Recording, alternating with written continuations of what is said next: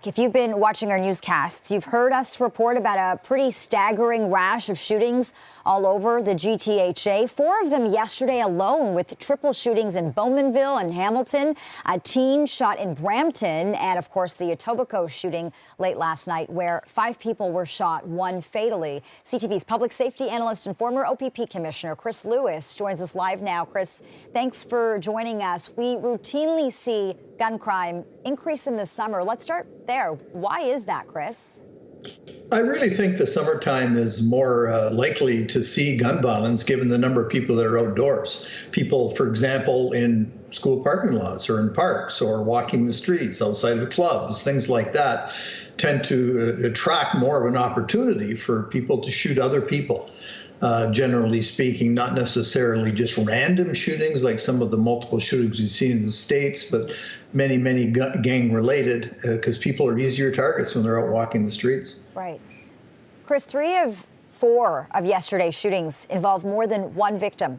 In several cases, multiple victims. What does that say to you that a suspect or suspects is brazen enough to open fire into a group of people? As we just heard in Rexdale, it was a group of about 15 people playing soccer. Well, the brazenness is very concerning, obviously. Any gun violence is concerning to a community, but the number of gun attacks this weekend, the brazenness of them all, really sends a strong message to me that these are gang related in some way, shape, or form for the most part. I think that the fact that they are so outwardly not afraid of being caught right at the time, they still must be afraid of being identified. And I'm sure a lot of the victims or other witnesses in these cases will help police. They will identify people, or at very least the motives. And through intelligence gathering, other investigative means, police will track down who did this. I'm confident of that. And how do you know that for sure, Chris? Why are you confident about that? It's the nature of the beast. It's, if you or I were just to walk in and shoot somebody we don't know, don't have a grudge against, nobody knows us in the community far away, we're more likely to get away with it than when gangs are shooting other gang members or people are targeting people for some criminal reason as opposed to just a random shooting. Somebody knows something. And in order for this to really for the perpetrators to be caught, somebody needs to speak up and help police. Somebody will, either because they just want to or because they'll get caught for something else. They'll try and patch a deal with police. I can tell you who shoot this person if you'll help me on this charge, etc. It happens all the time. And police probably already have a good idea who did it. They're not saying that yet, but they will make arrests at some point. Chris, geographically speaking, these shootings were spanned from Durham region to Hamilton. They were all over the GTHA. What do you think that says about the current fight against gun violence in the GTA? Well, it's ongoing. I mean, I hate to say it because it's awful that any of it happens, but it could be worse. Routinely in Chicago, every weekend, 20, 30 people are shot through gang violence. And Chicago isn't that much bigger, if at all, than the GTA.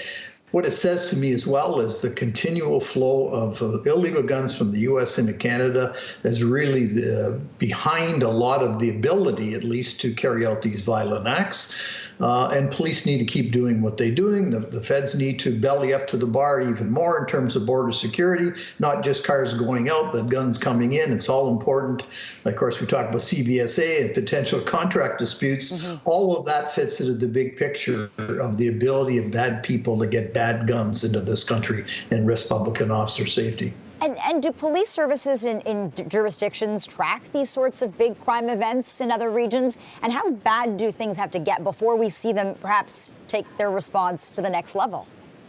Yeah, I'm not really sure what that next level is. I mean, ultimately, police departments communicate very well in this country. In Ontario and the GTA, all the services communicate through shared intelligence databases, through intelligence officers, through homicide units, and more. It's a continual exchange of information because who's doing something in Peel may be the person that's doing it in downtown Toronto the next day. So they have to talk, and they do.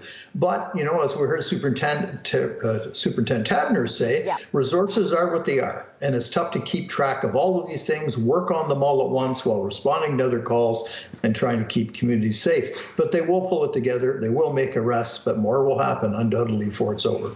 I want to talk about how frustrating this might be for the police service, the force. We just heard from Superintendent Taverner. He talked about the 5 people that were shot in Etobicoke last night, and he seemed frustrated by the number of shootings in Etobicoke over the entire weekend.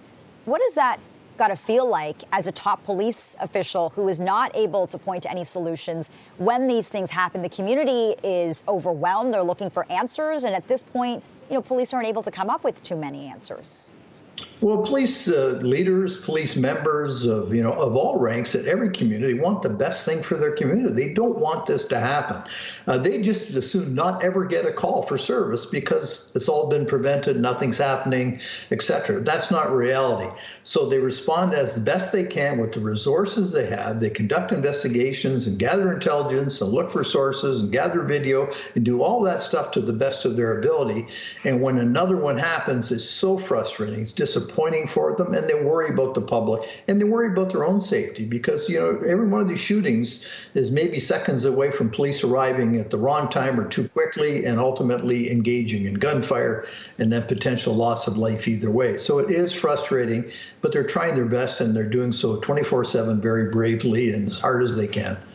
Okay, CTV's public safety analyst Chris Lewis, thanks so much for your insights. We certainly appreciate this.